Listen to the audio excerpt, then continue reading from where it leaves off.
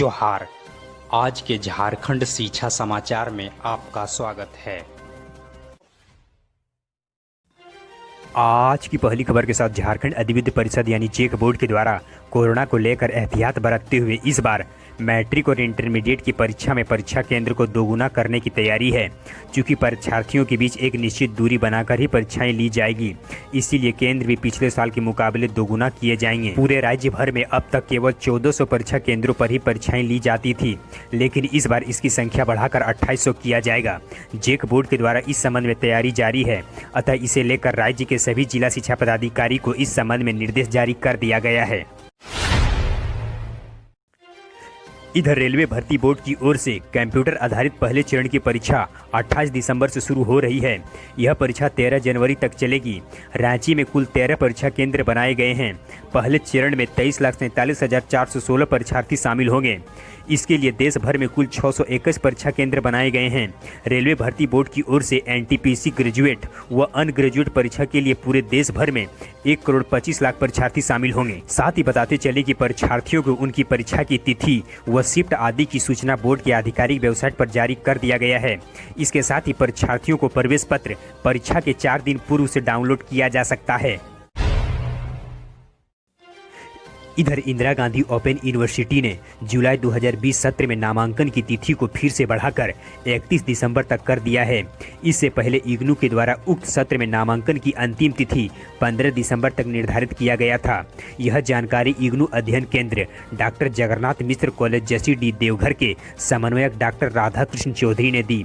साथ ही उन्होंने बताया कि नामांकन की इच्छुक अभ्यर्थी 31 दिसंबर तक इग्नू के आधिकारिक वेबसाइट पर जाकर ऑनलाइन नामांकन करा सकते हैं। साथ ही डॉक्टर चौधरी ने यह भी बताया कि जनवरी 2020 सत्र के छात्र छात्रों के लिए परीक्षा प्रपत्र एवं सत्र कार्य जमा करने की अंतिम तिथि 31 दिसंबर तक निर्धारित किया गया है। इधर राज्य के पूर्व मुख्यमंत्री सह भाजपा विधायक दल के नेता श्री बाबूलाल मरांडी ने कहा कि जिस उम्मीद के साथ राज्य के युवाओं ने महागठबंधन को वोट देकर राज्य में सरकार बनाया है, उनके उम्मीद पर पूरी तरह से निराशा छा गया है। इसके साथ ही पूर्व मुख्यमंत्री श्री मरांडी ने कहा कि सरकार ने युवाओं से सत्ता में आते ही 5 लाख युवाओं को नौकरी देने का वादा किया था, परंतु हेमंत सरकार के 1 साल पूर्ण रूप से गुजर जाने के बाद भी ऐसा कुछ देखने को नहीं मिला है। श्री मरांडी ने बुधवार को जामताड़ा परिसदन में पत्रकारों से बातचीत के दौरान तमाम बातें कही। इस संबंध में आपका क्या राय है, नीचे कमेंट बॉक्स में कमेंट कर हमें अवश्य बताएं। इधर राज्य के सरकारी स्कूल के सभी शिक्षकों को स्कूलों में ई विद्या वाहिनी ऐप के द्वारा अपनी प्रतिदिन उपस्थिति दर्ज कराने को कहा गया है। ऐसा नहीं करने वालों पर कार्रवाई करने की बात कही गई है। कोरोना संक्रमण के कारण बायोमेट्रिक के बदले अब मैनुअल उपस्थिति दर्ज कराने को कहा गया था, लेकिन कुछ शिक्षकों के द्वारा अनुपालन नहीं किया गया है, जिन पर अब सख्त कार्रवाई किया जाएगा। इधर राज्य के नगर विकास विभाग में असिस्टेंट टाउन प्लानर के कुल 77 पदों पर नियुक्ति के लिए अगले साल 6 से 8 जनवरी तक साक्षात्कार होगा। झारखंड लोक सेवा आयोग यानी जेपीएससी ने इससे पहले 5 से 7 जनवरी तक अभ्यर्थियों को प्रमाण पत्रों की जांच के लिए बुलाया है।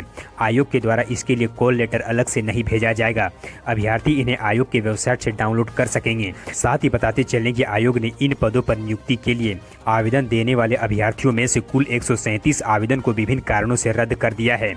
वहीं कुल 316 अभ्यर्थियों के आवेदन को स्वीकृति प्रदान करते हुए उन्हें प्रमाण पत्रों की जांच के लिए बुलाया गया है। इधर केंद्र सरकार के द्वारा अनुसूचित जाति यानी एसटी के छात्रों के लिए अगले 5 साल में पोस्ट मैट्रिक छात्रवृत्ति के लिए 59,000 करोड़ रुपए की मंजूरी दी गई है।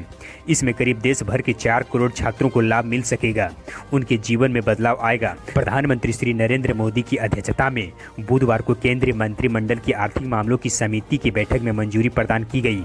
बैठक के बाद सूचना प्रसारण मंत्री श्री प्रकाश जावड़ेकर ने बताया कि यह राशि कुल 59,000 करोड़ रुपये की होगी। साथ ही केंद्रीय मंत्री श्री जावड़ेकर ने बताया कि इससे एससी वर्ग के छात्रों को उच्च शिक्षा प्रदान करने में मदद मिलेगी।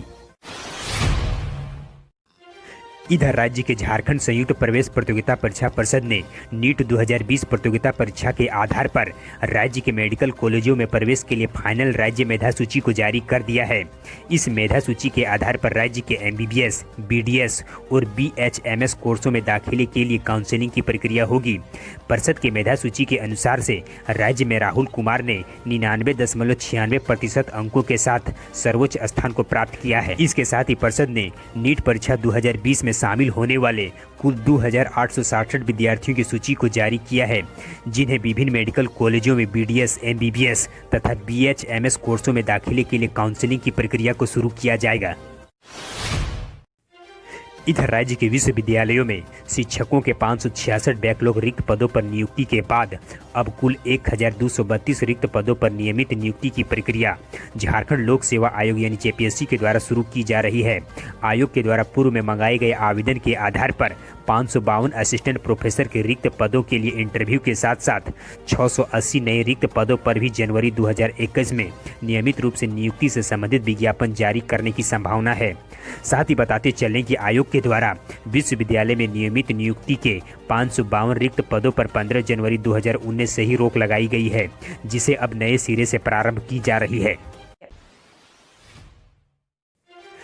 इधर राज्य के झारखंड कोचिंग एसोसिएशन के एक प्रतिनिधिमंडल ने बुधवार को राज्य के स्वास्थ्य सह आपदा प्रबंधन मंत्री श्री बन्ना गुप्ता से मुलाकात की। एसोसिएशन के अध्यक्ष श्री सुनील जायसवाल ने मंत्री को राज्य के प्राइवेट कोचिंग एसोसिएशन के वर्तमान परिस्थितियों से अवगत कराया। साथ ही संघ ने कहा कि राज्य में पिछले 9 माह से कोचिंग संस्थान बंद होने से विद्यार्थियों की पढ़ाई में परेशानियां हो रही है। इसके साथ ही संस्थान से प्रत्यक्ष और अप्रत्यक्ष रूप से जुड़े लोगों के बीच आर्थिक समस्याएं उत्पन्न हो रही है। राज्य के कई कोचिंग संस्थान तो बंद होने की कगार में है। इसके साथ ही कोचिंग एसोसिएशन ने राज्य सरकार से कोचिंग संस्थानों पर खोलने की मांग की। इस पर मंत्री श्री गुप्ता ने इस पर अविलंब विचार करने का आश्वासन दिया। इधर गोड्डा जिला के प्रशासन के द्वारा जिले के आर्थिक रूप से कमजोर और मेधावी छात्रों को आने वाले नए साल में शानदार सौगात देते हुए जिले के सरकारी स्कूल के बच्चों को IIT की निःशुल्क कोचिंग कराने का मौका प्रदान किया है। बुधवार को जिले के उपायुक्त श्री भौर सिंह की मौजूदगी में ज्ञानोदय कोचिंग क्लास की विस्तृत जानकारी गोड्डा +2 स्कूल के एक आयोजित कार्यक्रम के दौरान दिया गया। बताते चलें कि इस ज्ञानोदय कोचिंग क्लास के लिए जिले भर के कुल 80 मेधावी छात्रों का चयन किया जाना है, जिन्हें IIT के पूर्व छात्रों और अलग अलग विषय के बेहतरीन शिक्षकों के द्वारा तैयारी कराया जाएगा।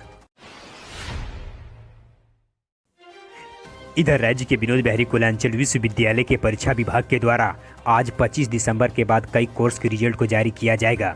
विश्वविद्यालय के परीक्षा नियंत्रक डॉक्टर सत्यजीत कुमार सिंह ने बताया कि B.Ed first semester, M.Ed first semester, MBBS final year compartmental, इसके साथ ही MBBS सेकेंड प्रोफेशनल ईयर समेत अन्य रिजल्ट को जल्द से जल्द प्रकाशित किया जाएगा। धन्यवाद। यदि आप स्टूडेंट्स हैं तो फिलहाल आप किस परीक्षा की तैयारी कर रहे हैं, और यदि आप शिक्षक या अभिभावक हैं तो आप हमें कमेंट कर बताएं कि आप सरकार से क्या उम्मीद करते हैं, जिसके आधार पर हम आपके लिए अगला अपडेट्स ला सकें। हमारे हौसला को अफजाई के लिए इस वीडियो को लाइक करें और अपने मित्रों के साथ अधिक से अधिक शेयर करें।